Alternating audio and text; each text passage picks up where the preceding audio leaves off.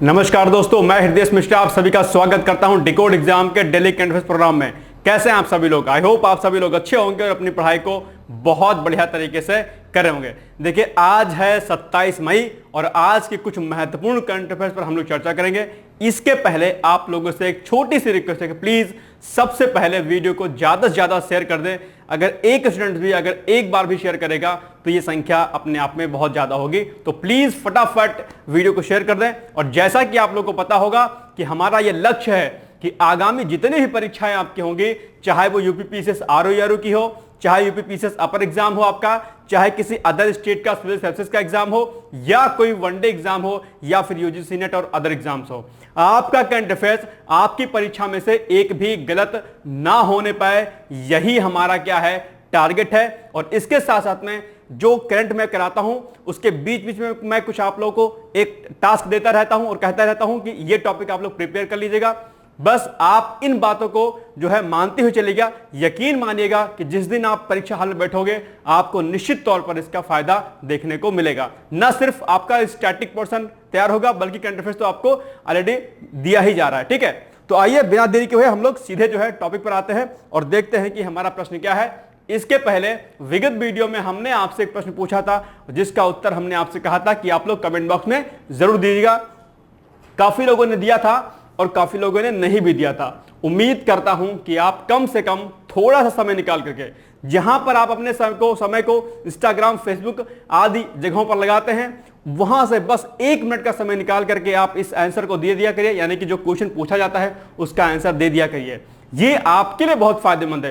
हो सकता है कि लास्ट वीडियो में जो मैं पूछता हूं प्रश्न, हो सकता है 2-3 प्रश्न सीधे तौर पर या एक ही प्रश्न आपके एग्जाम में आ जाए। आपको यह देख करके बहुत खुशी मिलेगी कि मैंने उस प्रश्न का उत्तर कमेंट बॉक्स में दिया था और आज ये प्रश्न हमारे एग्जाम में आया हुआ है। तो इसलिए प्लीज आप लोगों से रिक्वेस्ट है कि आंसर देने की कोशिश जरूर किया करिए आप लोग। खैर, ये हमारा क्वेश्चन था लास्ट वीडियो का कि अंतरराष्ट्रीय सौर गठबंधन का मुख्यालय कहां पर है, जिसको क्या बोलते हैं हम लोग? इसको बोलते हैं हम लोग ISA, इसको बोलते हैं इंटरनेशनल सोलर अलायंस, जिसका मुख्यालय कहां पर है? इसका राइट आंसर क्या हो जाएगा? इसका मुख्यालय है गुरुग्राम में। और वर्ष 2015 में फ्रांस किसके द्वारा?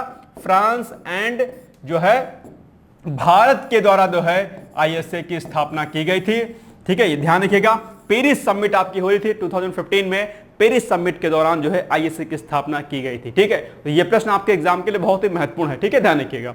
अब हम लोग आते हैं आज का जो करंट अफेयर्स हमारा पहला है। देखते हैं कि पहला करंट अफेयर्स हमारा क्या है। देखिए, हाल ही में सरकार द्वारा किसे केंद्रीय विद्युत नियामक आयोग का सदस्य नियुक्त किया गया है? यह प्रश्न आपके लिए है। बताइए इसका आंसर क्या होगा, फटाफट आप लोग बताइए। आपके ऑप्शन है, option number A Ramesh Babu V, या फिर सत्येंद्र सिंह, या फिर अतुल कुमार, या फिर इनमें से कोई नहीं। इसका एक उत्तर सही है। आप लोग फटाफट बताइए कि इसका राइट आंसर क्या होगा। तो इसका जो राइट आंसर होगा क्या होगा? वो होगा आपका ऑप्शन नंबर ए, अर्थात रमेश बाबू वी को अभी हाल ही में केंद्रीय विद्युत नियामक आयोग का क्या किया गया है? सदस्य नियुक्त किया गया है। ध्यान रखिएगा। ओके, चलिए आगे बढ़ते हैं हम लोग। व्याख्या के अंतर्गत यही पॉइंट दिया गया है, आप लोग देख सकते हैं। और ये जो है आपके वो हैं। ठीक है, तो इसको आप लोग एक बार क्या करिएगा, नोट डाउन कर लीजिएगा। ठीक है, चलिए आगे बढ़ते हैं हम लोग। नेक्स्ट क्वेश्चन है आपका, हाल ही में किस देश में मनुष्यों में एवियन फ्लू का संक्रमण का जो मामला है वो पहली बार दर्ज किया गया है? कौन सा? Avian flu. ठीक है, इसका मामला जो है पहली बार दर्ज किया गया, यानी कि फर्स्ट मामला जो है वहां पर देखा गया है। कहां पर देखा गया है? आपके ऑप्शन से ऑप्शन नंबर ए भारत में इसका संक्रमण पहली बार देखा गया है मनुष्यों में, या फिर ऑप्शन नंबर बी अमेरिका में, या फिर ऑप्शन नंबर सी ऑस्ट्रेलिया में, या फिर ऑप्शन नंबर डी नेपाल में। बताइए कि एवियन फ्लू संक्रमण का पहला मामला कहां पर दर्ज किया गया है। और सबसे बड़ी बात यह है कि मनुष्यों में दर्ज किया गया है। मनुष्यों में दर्ज किया गया है पहला मामला। यह पॉइंट आपको ध्यान रखना है। इसका राइट जो आंसर हो जाएगा वो हो जाएगा ऑस्ट्रेलिया में। ठीक है, एक बात ध्यान रखिएगा, ये जो एवियन फ्लू संक्रमण है दरअसल ये पशुओं की बीमारी है और मनुष्यों में देखी गई है। पहली बार कहां देखी गई है? ऑस्ट्रेलिया में देखी गई है। इसलिए ये अपने आप में बहुत ही चिंताजनक बात है, ध्यान रखिएगा। चलिए आगे हम लोग बढ़ते हैं। देखिए, हाल ही में ऑस्ट्रेलिया में एक बच्चे में H5N1 संक्रमण पाया गया है, जो कि एवियन इन्फ्लुएंजा ए का प्रकार है। क्या है एवियन इन्फ्लुएंजा बर्ड फ्लू, जिसको हम लोग कहते हैं? आइए इसके बारे में देखते हैं। तो यह avian influenza type A virus के संक्रमण से होने वाली बीमारी है। H5N1 उच्च रोगजनकता वाला एवियन इन्फ्लुएंजा वायरस अपने आप में, तो ये अपने आप में घातक है। जब पशुओं की कोई बीमारी यानी कि एनिमल्स डिजीज जब ह्यूमंस में जो है कॉज करने लगती हैं, that means it's very harmful for our human body. Okay, तो ये आपको पॉइंट ध्यान रखना है। इसके अलावा मैं आपको एक चीज और बता दूं, और वो कि जो आजकल जो चीजें चल रही हैं एनवायरमेंट में, जिस तरीके से परिवेश पूरा बदल रहा है हमारा, जिस तरीके से एनवायरमेंटल चेंजेस हो रहे हैं, जिस तरीके से क्लाइमेट चेंज हो रहा है, ग्लोबल वार्मिंग हो रही है, ओजोन डिप्रेशन हो रहा है, कहीं ना कहीं जो बायोडायवर्सिटी है, उस बायोडायवर्सिटी में जो रहने वाले जो भी इंसेक्ट्स हैं या फिर जो बैक्टीरिया हैं या जो माइक्रो ऑर्गेनिज्म हैं, वो क्या कर रहे हैं, खासकर जो वायरस हैं आपके, क्या जो आपके वायरस हैं, बेसिकली इसमें एक प्रोसेस आजकल देखी जा रही है जिसका नाम क्या है, म्यूटेशन। क्या? म्यूटेशन। देखो क्या है प्रोसेस, म्यूटेशन। अब म्यूटेशन क्या होता है दरअसल, अगर आप लोगों ने माइक्रोबायोलॉजी पढ़ा होगा, किसी ने बीएससी माइक्रोबायोलॉजी किया होगा, या फिर आपने नॉर्मल जियोलॉजी से एमएससी या बीएससी की होगी, शायद आप लोगों ने म्यूटेशन पढ़ा होगा। म्यूटेशन में दरअसल क्या होता है कि जो वायरस होता है वो अपने जीन्स में क्या करता है, जीन में क्या करता है, चेंजेस करता रहता है। फॉर एग्जांपल कोई जीन है इसका, ठीक है, जीन का नाम फॉर एग्जांपल यन है, यन नामक जीन जो है इसमें है, फॉर एग्जांपल ए नाम के वायरस में। अब ये क्या कर रहा है, जीन जो है ए नाम का, जो एन नाम का जीन है, ये ए वायरस क्या करेगा, इसको क्या करेगा, म्यूटेट कर देगा, यानी कि इसमें जेनेटिकली मॉडिफाई कर देगा, अपने आप में खुद से क्या करेगा, म्यूटेशन करेगा, यानी कि खुद से जो है इसमें परिवर्तन करेगा, ठीक है। और ये जो वायरस ए वाला है, ये अपने आप में म्यूटेशन करके वी नाम का एक वायरस अलग से बनाएगा, जिसमें क्या होगी, ये और ज्यादा हार्मफुल होगा। जैसे कोरोना, अभी आपने क्या देखा होगा, कोरोना के नए नए वेरिएंट सामने आ रहे हैं। तो कोरोना का जो नया, जो कोरोना का जो आधारिक जो वायरस था, वो क्या कर रहा है, म्यूटेट कर रहा है। फॉर एग्जांपल कोरोना वायरस का ए वायरस था कोई, और इसका जीन माना कि नाम इसका एन था। अब ये क्या कर रहा है, ए वाला वायरस क्या कर रहा है, ये इसमें, इस जीन में, ये जो जीन है एन वाला, इसमें क्या करेगा, म्यूटेशन इसमें करेगा, क्या करेगा, म्यूटेशन करेगा, ठीक है। और म्यूटेशन के प्रोसेस के थ्रू यहां पर एक एन वाला जो है एग्जांपल के लिए बी बन गया, बी जीन बन गया, और ये अपने आप में क्या होगा, न्यू वेरिएंट आ गया, ये यानी कि न्यू वायरस आ गया, इसको आप ऐसे समझो, न्यू वायरस आ गया। म्यूटेशन के प्रोसेस के फलस्वरूप क्या होता है कि चीजें मॉडिफाई होती रहती है, परिवर्तन, उसके जीन्स में परिवर्तन होता रहता है। अब जब कोई न्यू जीन फॉर्मेशन होकर आती है सामने, तो हो सकता है कि पहले से ज्यादा घातक वायरस हो जाए। इसीलिए आप लोग देख रहे होंगे कि अपने आप को जो है सर्वाइव करने के लिए, कि वायरस क्या होता है, वायरस अगर नॉर्मल अगर कहीं पर पड़ा हुआ है, ठीक है, नॉर्मल कहीं किसी जगह पर है, तो वो मृत रहता है। लेकिन अगर वो किसी ह्यूमन बॉडी के संपर्क में आता है, किसी ह्यूमन बॉडी के संपर्क में आता है, तो क्या होता है, वो एक तरीके से वर्क करने लग जाता है, अर्थात वो जीवित हो जाता है। ये वायरस की क्या होती है, खास बात होती है, जियोलॉजी में आप लोगों ने पढ़ा होगा। तो वर्तमान जो सिचुएशन इस समय प्रेजेंट टाइम में है, वायरस अपने आप में मॉडिफाई कर रहे हैं, अर्थात उसमें म्यूटेशन करके नए नए वेरिएंट उत्पन्न हो रहे हैं, कर रहे हैं। और इसीलिए ये जो आपका H5N1 संक्रमण जो हो रहा है, इसने क्या किया है, इस वायरस ने क्या किया है, अपने आप में म्यूटेशन किया, और म्यूटेशन के फलस्वरूप क्या हुआ कि ये ह्यूमंस में, अर्थात एनिमल से ह्यूमंस में संक्रमण यानी कि जो है कंटामिनेशन करना स्टार्ट कर दिया। ओके, तो देख लीजिएगा आप लोग इसको अच्छे से। चलिए, अब है प्रश्न नंबर 3, जो कि आपके एग्जाम के लिए क्या है, मोस्ट इंपॉर्टेंट है, ध्यान रखिएगा बिमस्टेक के बारे में। अच्छा, एक चीज बात देखिएगा आप लोग कि जैसे कोई इंटरनेशनल कोई ऑर्गेनाइजेशन है, कोई अंतरराष्ट्रीय संस्था है, उसमें जो सदस्य देशों की संख्या होती है, वो अक्सर आपसे पूछ लेता है, खासकर उन संस्थाओं के सदस्यों के बारे में पूछता है जिसमें भारत की भागीदारी रहती है, यानी कि जिसमें भारत सदस्य रहता है। फॉर एग्जांपल ब्रिक्स के बारे में पूछ लेगा आपसे, फॉर एग्जांपल बिमस्टेक के बारे में पूछ लेगा, या जिस जो है आईएसए के बारे में पूछ लेगा, जिस अंतरराष्ट्रीय संस्थाओं में भारत जो है सदस्य के रूप में है, पर्यवेक्षक के रूप में है, वैसे जो है संस्थाएं के सदस्य देशों के नाम आपको पता होने चाहिए। तो पूछा है यहां पर कि बिमस्टेक की स्थापना हुई थी, कब हुई थी बिमस्टेक की स्थापना, आपको बताना है इसका राइट आंसर। आपकी ऑप्शन है ऑप्शन नंबर ए 1990, या फिर ऑप्शन नंबर बी 1997, या फिर ऑप्शन नंबर सी 1998, या फिर ऑप्शन नंबर डी 2000। फटाफट इसका आंसर आप लोग बताइए। तो इसका आंसर हो जाएगा ऑप्शन नंबर बी हो जाएगा, यानी कि 1997 अर्थात 1997 में बिम्स्टेक की क्या हुई थी, स्थापना हुई थी। तो आइए हम लोग थोड़ा सा बिम्स्टेक के बारे में देखते हैं कि क्या कुछ इसमें है। सबसे पहले चर्चा में क्यों है अभी, क्योंकि चर्चा में रहने का कारण यह है कि बिम्स्टेक चार्टर जो है वहां पर लागू हो गया है, यानी कि कुछ नियम कुछ कानून बनाए गए हैं जो कि बिम्स्टेक के जो सदस्य देश हैं, और सदस्य देश कितने हैं 7, यानी कि 7 कंट्री जो है बिम्स्टेक के मेंबर्स हैं, इनमें जो है वो चार्टर लागू किया गया है। चार्टर लागू होने से क्या हुआ है कि बिम्स्टेक को क्या हुआ है, विधिक व्यक्तित्व का जो है क्या हुआ है, यानी कि लीगल पर्सनालिटी का दर्जा प्राप्त हो गया है। ठीक है, यानी कि बिम्स्टेक चार्टर लागू हो गया वहां पर। कब से लागू हो गया है चार्टर वहां का बिम्स्टेक पे, तो 20 मई 2024 अर्थात 20 मई 2024 को बिम्स्टेक चार्टर लागू हो गया है। अपने आप में इंपॉर्टेंट है, इस डेट को आप लोग क्या करिएगा प्लीज याद कर लीजिएगा। इसके अलावा बिम्स्टेक चार्टर बिम्स्टेक के लक्ष्यों, सिद्धांतों आदि के बारे में बताने वाला एक प्रकार का क्या है, बेसिक डॉक्यूमेंट्स है। उसके कुछ नियम हैं, कुछ कानून हैं, उन्हीं नियमों कानूनों के अंतर्गत जो है बिम्स्टेक क्या करेगा, कार्य करेगा, उसका एक अपना चार्टर लागू हो गया है। ठीक है, लिख लिए एक तरीके से।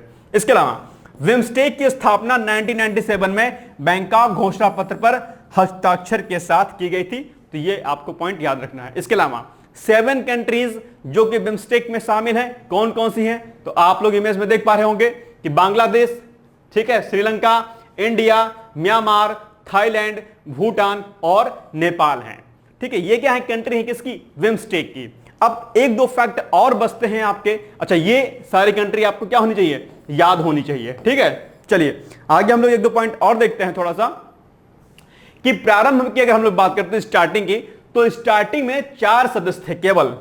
कौन कौन, 4 सदस्यों में आपका बांग्लादेश, भारत, श्रीलंका और थाईलैंड।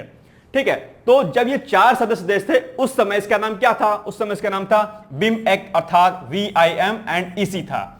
इसके अलावा 1997 में अर्थात 1997 में क्या हुआ कि म्यांमार के शामिल होने के बाद वर्ष 2004 में इसका नाम क्या कर दिया गया, बिम्स्टेक कर दिया गया, जो कि वर्तमान में है इसका नाम। इसके अलावा वर्तमान सदस्य जैसा कि मैंने अभी आपको इमेज में बताया कि कौन कौन से देश हैं, तो बांग्लादेश, भारत, श्रीलंका, थाईलैंड, म्यांमार, नेपाल और भूटान है। ठीक है, सारे फैक्ट इसके क्या हैं, इंपॉर्टेंट हैं, ध्यान रखिएगा, नोट करते जाइएगा। इसके अलावा अगर हम लोग बिम्स्टेक के मुख्यालय की अर्थात हेडक्वार्टर की बात करते हैं, तो बिम्स्टेक का हेडक्वार्टर कहां पर है, ढाका अर्थात बांग्लादेश में है। यह पॉइंट भी आपके लिए क्या है, महत्वपूर्ण है। ओके, चलिए इंपॉर्टेंट लगा दीजिए। अब हम लोग बात करते हैं कि इसका मोटो क्या है, अर्थात बिम्स्टेक का उद्देश्य क्या है। तो उद्देश्य है कि सदस्य देशों में सामाजिक, आर्थिक अर्थात सोशल इकोनॉमिकल डेवलपमेंट करना, साथ ही बंगाल की खाड़ी क्षेत्र में शांति और स्थिरता को बनाए रखना। आजकल हर देश शांति और स्थिरता बनाए रखने की बात करता है, और सबसे अच्छी बात है कि वर्तमान समय में भारत की जो सामरिक शक्ति है, जो अंतर्राष्ट्रीय शक्ति है, जो वो है क्या है, वो बहुत मजबूत हो गई है। और कहीं अगर कुछ मामला होता है तो अंतर्राष्ट्रीय जगत में कई देश भारत की ओर जो है देखते हैं कि भारत यदि हस्तक्षेप करेगा तो निश्चित तौर पर देश को फायदा मिलेगा। ठीक है, खैर ये तो अंतर्राष्ट्रीय रिलेशन की बात हो गई, इंटरनेशनल रिलेशन की, बाद में हम लोग इस पर चर्चा कभी कर लेंगे। तो ये क्या है, हर देश चाहता है कि हर देश का डेवलपमेंट हो, तो उद्देश्य हमेशा किसी भी देश का रहता है कि वहां पर शांति बनी रहे, सोशल इकोनॉमिकल जो है डेवलपमेंट वहां पर होता रहे। तो बिम्स्टेक की जो मोटो है अर्थात जो उसका उद्देश्य है वो यही है। खैर आगे बढ़ते हम लोग, क्वेश्चन नंबर 4 है हमारा, हाल ही में भारत की सबसे कम उम्र में माउंट एवरेस्ट फतह करने वाली पर्वतारोही का नाम क्या है, बताइए फटाफट। आप लोगों ने न्यूज में इसको देखा होगा, तो इसका सही उत्तर क्या होगा, आपके ऑप्शन है ऑप्शन नंबर 1 काम्या कार्तिकेयन ने, या फिर सौम्या आर्य, ऋतु सिंह, या फिर पूजा विष्ट ने हाल ही में भारत की सबसे कम उम्र की जो है जो महिला है उन्होंने क्या किया है, एवरेस्ट को फतह किया है। फटाफट बताइए इसका आंसर, बहुत ही अच्छा ये न्यूज है आप लोग के लिए। तो ये हैं ऑप्शन नंबर ए अर्थात काम्या कार्तिकेयन ने। मात्र 16 इयर्स की एज है इनकी और अपने आप में बहुत काबिल तारीफ है और आपके लिए एक मोटिवेशनल फैक्टर भी है कि अगर कोई बच्ची इतने कम उम्र में इतने बड़े टारगेट को अचीव कर ले रही है, इसका मतलब उसके अंदर जुनून, शक्ति और जिद रही होगी, तभी उसने जो है इस फतह को हासिल किया। आपसे भी यही रिक्वेस्ट है, आप किसी भी एग्जाम की तैयारी कर रहे होंगे, आपके अंदर कंसिस्टेंसी, पॉजिटिविटी, जुनून, जिद का होना क्या है, बहुत महत्वपूर्ण है। एक भी दिन आपको करंट अफेयर्स नहीं छोड़ना है, एक भी दिन आपको जीएस पढ़ना नहीं छोड़ना है, एक भी दिन आपको टेस्ट सीरीज लगाना नहीं छोड़ना है। जब ये जिद आपके भीतर होगी, जब ये संकल्प आपके भीतर होगा, जब कुछ कर गुजरने की शक्ति आपके भीतर होगी, निश्चित तौर पर आपका एग्जाम 1 साल में ही निकल जाएगा, बशर्ते आप कंसिस्टेंसी के साथ अर्थात रेगुलरिटी के साथ, पॉजिटिविटी के साथ तैयारी करेंगे। तो ये अपने आप में यहां से मोटिवेशन लेने वाला फैक्टर है कि जिस एज में आप लोग को यही नहीं पता होता कि हमें करना क्या है, उस एज में एक बंदा एवरेस्ट को फतह कर लेता है। ऐसे बहुत सारे एग्जाम्पल है कि जब हम यही नहीं समझ पाते हैं कि हमें क्या करना है, ऐसी एज में, ऐसी कम उम्र में बहुत सारे ऐसे लोग हैं जिन्होंने अपने अपने क्षेत्र में जो है बहुत बड़े मुकाम हासिल किए हैं। और उसके पीछे एक सबसे बड़ा कारण है, उनके सपने, उनके ड्रीम्स क्लियर रहे हैं, ध्यान रखिएगा, और कंसिस्टेंसी रही है। सचिन तेंदुलकर को भगवान जो है क्रिकेट का भगवान कहा जाता है। क्यों कहा जाता है? जी तोड़ मेहनत की थी उन्होंने, लगातार मेहनत की थी, कंसिस्टेंसी थी लगातार। ऐसे बहुत सारे एग्जाम्पल हैं जिन्होंने सफलता पाई, उनके अंदर कंसिस्टेंसी, पॉजिटिविटी हमेशा थी। तो अगर आपको एग्जाम क्लियर करना है, अगर फतह करनी है, तो आपके अंदर, आपके भीतर जो है जिद, जुनून होना बहुत जरूरी है। खैर, ये बात हो गई थोड़ी सी मोटिवेशन की। मुझे लगता है जरूरी है आपके लिए कि आप अपने लक्ष्य की प्राप्ति के लिए हमेशा जो है क्या रहें, सजग रहें। बात मोटिवेशन की आगे, तो थोड़ा सा एक पॉइंट मैं आपको एक बता दे रहा हूं जो मैं अक्सर बोलता हूं कि आप हो सकता है बाहर रह के तैयारी कर रहे हो, या हो सकता है घर पे ही रह के तैयारी कर रहे हो। एक बात ध्यान रखिएगा, जब आप 19, 20, 21 साल की उम्र को क्रॉस कर लेते हैं, तब कहीं ना कहीं आप स्वयं के गार्जियन बनते हैं, यानी कि आप अपने गार्जियन स्वयं पर रहते हैं। एक समय के बाद पेरेंट्स आपको नहीं उठाते हैं कि सुबह उठ जाओ बेटा, पढ़ो, ये करो, वो करो। कम घरों में अभी फिलहाल होता है क्योंकि पेरेंट्स ऑलरेडी बिजी रहते हैं। आप अपने अभिभावक स्वयं हैं। आपको यह तय करना है कि कितने बजे उठना है, कितने बजे सोना है, कितने बजे पढ़ना है, ये आपको तय करना है। आपको यह तय करना है कि आपकी मंजिल क्या है। आपको यह तय करना है कि दरअसल आपको कितने समय सीमा के भीतर अपने एग्जाम को क्रैक करना है। तो ये चीज आप हमेशा ध्यान रखिएगा। तो छोटे छोटे जो मोटिवेशनल फैक्टर होते हैं, करंट पढ़ते समय आप उनको देखिए, नोटिस करिए कि जगत में, अंतरराष्ट्रीय जगत में, नेशनल जगत में अर्थात राष्ट्रीय जगत में क्या कुछ हो रहा है। ठीक है, तो इनसे मोटिवेशन भी आप लीजिए, साथ साथ में करंट अफेयर्स भी रेडी करते रहिएगा। ठीक है, आई होप अब आपको ये प्रश्न नहीं बोलेगा। खैर, तो ये बात हो गई कि मात्र 16 साल की उम्र में जो है उन्होंने फतह हासिल किया है और विश्व स्तर पर दूसरे नंबर की जो है महिला बन गई है, पर्वतारोही बन गई हैं। ठीक है, आइए व्याख्या देखते हैं हम लोग इसकी। तो हाल ही में भारत की सबसे कम उम्र यानी कि 16 वर्ष की उम्र में माउंट एवरेस्ट फतह करने वाली पर्वतारोही काम्या कार्तिकेयन है, वो विश्व की दूसरी सबसे कम उम्र की जो है पर्वतारोही अभी बन गई हैं। अब बात करते हैं एक क्वेश्चन जो अक्सर आपके एग्जाम में पूछ लेता है कि माउंट एवरेस्ट की ऊंचाई कितनी है। तो इसका उत्तर क्या है? 8,848 मीटर। यहां पर एक फैक्ट आप लोग थोड़ा सा और नोट डाउन कर लीजिएगा। फिलहाल जो इसकी ऊंचाई है ना, वो 2 मीटर बढ़ गई है, ये 8,850 मीटर है। लेकिन हुआ क्या है कि जो पुरानी रेफरेंस बुकें हैं या जो लोग अपडेट नहीं करते हैं, वो 8,848 मीटर ही रखते हैं। तो अगर आपके ऑप्शन में देखिएगा कि अगर ऑप्शन में 8,850 है तो टिक 8,850 पे लगाइएगा। अगर 8,850 मीटर नहीं है तो 8,848 लगाइएगा, पुराना वाला डेटा। ठीक है, ये पॉइंट आपको ध्यान रखना है। अब दोनों अगर आ गए कि 8,848 भी आ गया ऑप्शन में और 8,850 आ गया, तो ये क्वेश्चन फिर जो है कहीं ना कहीं गलत माना जाएगा, ध्यान रखिएगा। ओके, ठीक है, चलिए आगे बढ़ते हैं हम लोग। नेक्स्ट क्वेश्चन है, विश्व कछुआ दिवस मनाया जाता है, कब मनाया जाता है? इसका राइट आंसर बताइए फटाफट आप लोग। 21 मई, 22 मई, 23 मई या फिर 24 मई? बताइए कछुआ दिवस कब मनाया जाता है। और कछुआ वाली बात याद आ गई होगी आप लोग को कि खरगोश और कछुए की कहानी शायद आप लोगों ने सुनी होगी। ठीक है, तो बताइए फटाफट। अब ये भी मोटिवेशनल फैक्टर है एक, है ना, कि चाल चलते रहो, भले ही कछुए की चलो, यानी कि रेगुलर पढ़ाई करो, भले ही 2, 3, 4 घंटे की पढ़ाई करो, लेकिन पढ़ो डेली। तो बताइए फटाफट इसका राइट आंसर क्या होगा? इसका राइट आंसर हो जाएगा आपका ऑप्शन नंबर सी, अर्थात 23 मई को विश्व कछुआ दिवस मनाया जाता है। तो पॉइंट यही दे रखा है और इसमें इंपॉर्टेंट पॉइंट क्या है कि यह समुद्री पारिस्थितिकी तंत्र यानी कि जो मैराइन इकोसिस्टम होता है उसके लिए क्या होता है, बहुत ही इंपॉर्टेंट होता है, ध्यान रखिएगा। साथ साथ में कछुआ जो है कई अन्य चीजों के लिए भी जो है क्या होता है, फायदेमंद होता है और इसके कई सारे अन्य फायदे भी होते हैं। ठीक है, तो इसको आप लोग जो है नोट डाउन कर लीजिएगा। चलिए आगे बढ़ते हैं हम लोग। नेक्स्ट है, ये भी आपका क्या है, इंपॉर्टेंट है, ठीक है। 77वें कांस फिल्म महोत्सव में sunflowers were the first ones to know के लिए ला सिने पुरस्कार जीतने वाले निर्देशक का नाम क्या है? फटाफट आप लोग बताइए, शायद पेपर में पढ़ा होगा आप लोगों ने। आपके ऑप्शन है, ऑप्शन नंबर ए चिदानंद एस नाइक, या फिर अतुल कुमार, या फिर अंजनी झा, या फिर विवेक तिवारी। आपके ऑप्शंस क्या होंगे? आपका ऑप्शन हो जाएगा राइट ए, अर्थात चिदानंद एस नाइक ने जो है अभी ये पुरस्कार जीता है। तो आइए हम लोग इसकी व्याख्या देखते हैं फटाफट।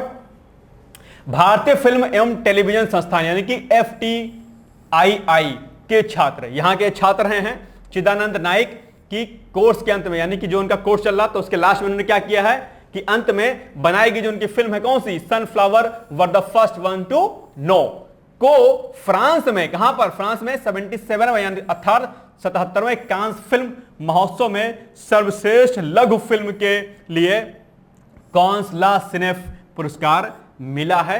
ध्यान रखिएगा, तो ये एग्जाम में आपके पूछे जाने के इसके पूरे पूरे चांस हैं। भारत के क्षेत्र में जो है ये अपने आप में एक उपलब्धि है, ठीक है। चलिए आगे बढ़ते हैं हम लोग।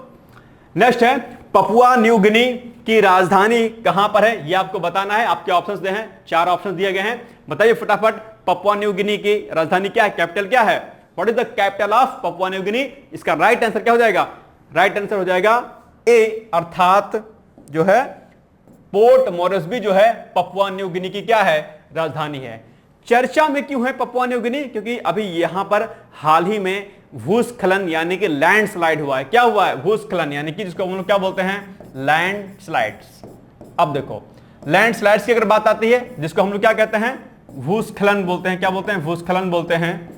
और ये आपके मेंस परीक्षा में क्या है, इंपॉर्टेंट है भूस्खलन पर, जिसको हम लोग लैंडस्लाइड्स बोलते हैं। कई बार आपके एग्जाम में पूछा गया है कि इस पर शॉर्ट नोट्स लिखें अर्थात टिप्पणी लिखें, तो ये आपको भूस्खलन पता होना चाहिए, ठीक है। भूस्खलन जैसे मुद्दे जो हैं ये आपके एनवायरमेंट वाले सेक्शन के लिए, एसए के लिए भी क्या है, महत्वपूर्ण है। कई बार आप लोगों ने देखा होगा कि भूस्खलन के माध्यम से आप उत्तराखंड जा रहे हो, जम्मू के एरिया में जा रहे हो, हिमाचल में जा रहे हो, कई बार लैंडस्लाइड्स होता है, पूरा जो आवागमन होता है, जो हाईवे होते हैं, क्या होते हैं, जो है वहां पर रास्ता जो है टूट जाता है, पहाड़ सीधे सीधे गिर जाते हैं। जिसका मुख्य कारण क्या है लैंडस्लाइड्स का? जलवायु परिवर्तन अपने आप में, और बढ़ती हुई मानव गतिविधियां पहाड़ों में। आज मनुष्य ने अपने भोग के लिए, अपने जो है सुख सुविधाओं के लिए जो है गर्मी से निजात पाने के लिए पहाड़ों की ओर जाता है, और जहां पर जो कार्य नहीं करना चाहिए अर्थात वहां पर ह्यूमन एक्टिविटीज नहीं होनी चाहिए वो भी वहां पर कर रहा है। और इस तरीके से लैंडस्लाइड जैसी बड़ी आपदाएं जो है आपको देखने को मिलती हैं। कई बार भारत जैसे देश में भी इससे बहुत बड़ी आपदा आती है। तो भूस्खलन अर्थात लैंडस्लाइड्स को आप लोग अच्छे से रेडी कर लीजिएगा। किसके लिए? For your mains examination, also for your essay. Okay, चलिए आइए हम लोग इसकी व्याख्या देखते हैं। तो पपुआ न्यू गिनी की राजधानी क्या है? पपुआ न्यू गिनी की राजधानी है पोर्ट मोरेस्बी, और पपुआ न्यू गिनी इंडोनेशिया के समीप प्रशांत महासागर क्षेत्र में एक क्या है, स्वतंत्र राष्ट्र है, जो दक्षिण पश्चिम प्रशांत महासागर क्षेत्र में द्वीपों का एक क्या है, समूह है। और आप लोग ये देखो मैप से आप लोग देख सकते हैं, पपुआ न्यू गिनी है और इसके नजदीक में क्या है, इंडोनेशिया है, ठीक है। पूरा क्या है, क्या है ये, समुद्री एरिया है, ठीक है, ध्यान रखिएगा। चलिए आगे बढ़ते हैं हम लोग। नेक्स्ट क्वेश्चन है आपका, करतार सिंह सराभा का जन्म हुआ कब हुआ, बताइए। जीएस के पॉइंट ऑफ व्यू से क्या है ये आपका क्वेश्चन, क्या है, इंपॉर्टेंट है, चर्चा में है, तो ये दरअसल आपको रेडी करना है। करतार सिंह सराभा का नाम आप लोगों ने बहुत सुना होगा, बताइए फटाफट इसका राइट आंसर क्या हो जाएगा, कि जन्म इनका कब हुआ था। इसका सही उत्तर होगा ऑप्शन नंबर कौन सा, बी, अर्थात करतार सिंह सराभा का जन्म 24 मई 1896 अर्थात 24 मई 1896 को करतार सिंह सराभा का जन्म हुआ। करतार सिंह सराभा को आपको पता होगा कि लाला हरदयाल के साथ में मिलकर के इन्होंने कई सारी क्रांतिकारी गतिविधियों में भाग लिया था। अमेरिका जब ये पढ़ने गए थे जो है करतार सिंह सराभा, वहीं पर जो है इनको कौन मिले थे, लाला हरदयाल जी मिले थे, और वहीं पर इन्होंने जो है क्रांतिकारी गतिविधियों में जो है भाग लेना शुरू कर दिया था, ठीक है। तो आइए हम लोग इसकी व्याख्या देखते हैं थोड़ा सा, कि करतार सिंह सराभा का जन्म 24 मई 1896 अर्थात 24 मई 1896 को लुधियाना जिले में हुआ था। पॉइंट याद रखिएगा। इसके अलावा अमेरिका में अपनी पढ़ाई के दौरान, जो कि मैंने आपको जस्ट अभी बताया कि अमेरिका में पढ़ाई के दौरान वो किससे मिले, लाला हरदयाल जी से मिले, और उन्होंने Hindustan association of the Pacific coast नामक संस्था के साथ जुड़ गए। ठीक है, इसके अलावा इस संस्था के द्वारा गदर पत्रिका का प्रकाशन भी किया गया था और बाद में इसी के नाम पर गदर पार्टी का गठन भी किया गया। कहां पर? सैन फ्रांसिस्को में। ध्यान रखिएगा, पूछता है प्रश्न, नोट डाउन कर लीजिएगा। इसके अलावा क्रांतिकारी गतिविधियों में सम्मिलित होने के कारण क्या हुआ कि 16 नवंबर को उन्हें लाहौर जोन में क्या कर दिया गया था, उनको जो है फांसी दे दी गई थी। ये अपने आप में बहुत दुखद रहा था। ठीक है, ध्यान रखिएगा। चलिए, तो ये कुछ क्या थे? ये थे हमारे कुछ इंपॉर्टेंट फैक्ट। अब लास्ट क्वेश्चन आप लोग के लिए है, जो कि बहुत अच्छा क्वेश्चन है। चाय सभी लोग पीते होंगे, चाय से संबंधित प्रश्न है कि अंतरराष्ट्रीय चाय दिवस कब मनाया जाता है? बताइए इसका फटाफट आंसर। आप लोग चाय पीने के शौकीन तो सारे लोग होंगे, है ना? कोचिंग के बाद, क्लास के बाद चाय पीते होंगे। बताइए फटाफट इसका राइट आंसर क्या हो जाएगा? आपके ऑप्शन है ए 20 अप्रैल या फिर बी 21 अप्रैल, यानी कि ऑप्शन नंबर ए 20 अप्रैल या फिर बी 21 अप्रैल या फिर सी 21 मई या फिर डी 22 मई। फटाफट बताइए इसका आंसर क्या होगा? इसका आंसर होगा ऑप्शन नंबर सी, अर्थात 21 मई को जो है अंतरराष्ट्रीय चाय दिवस मनाया जाता है। और आपको बता दूं मैं कि भारत जो है चीन के बाद जो है चाय के उत्पादन में क्या है? दूसरा स्थान रखता है, यानी कि यहां पर चाय के उत्पादन बहुत अच्छी मात्रा में होता है।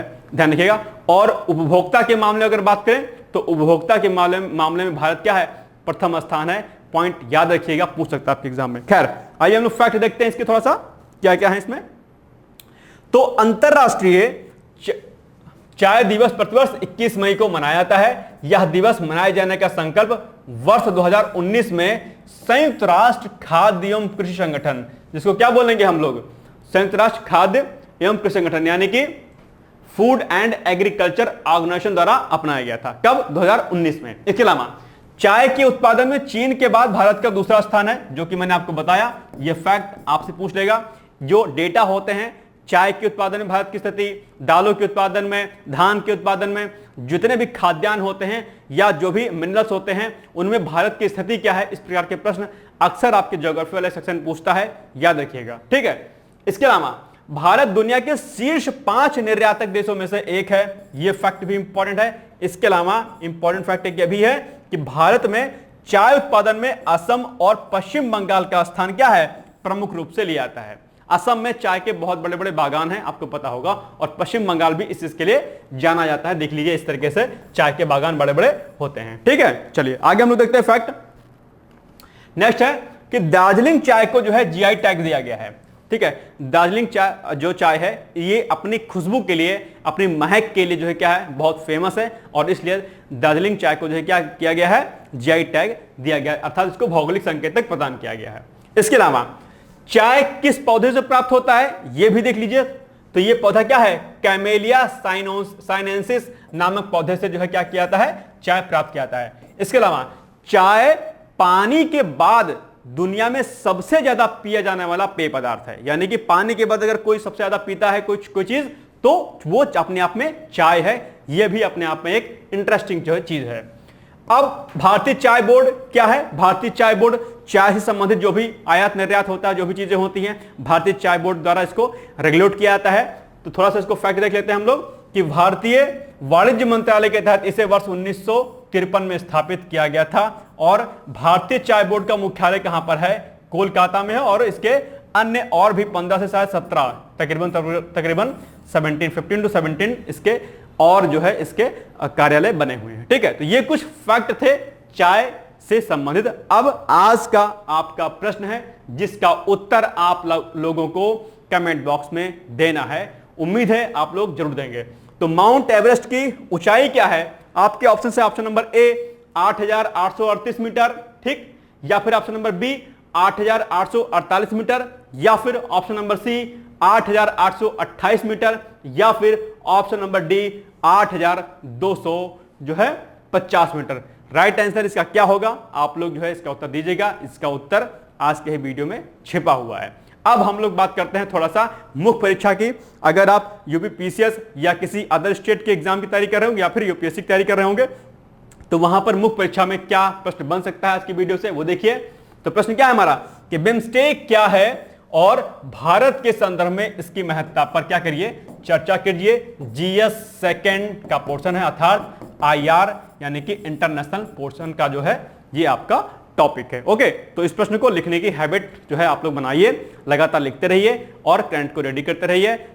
डायनेमिक पोर्शन के साथ में स्टैटिक पोर्शन को क्या करिए, रेडी करते रहिए, यानी कि करंट को रेडी करिए, साथ साथ में जीएस के सेक्शन को भी रेडी करते रहिए। ठीक है, मिलते हैं कल हम लोग एक नए करंट अफेयर्स वीडियो के साथ। तब तक आप सभी लोग पढ़ते रहिए, मस्त रहिए, अपने अंदर जुनून जिद को बनाए रखिए।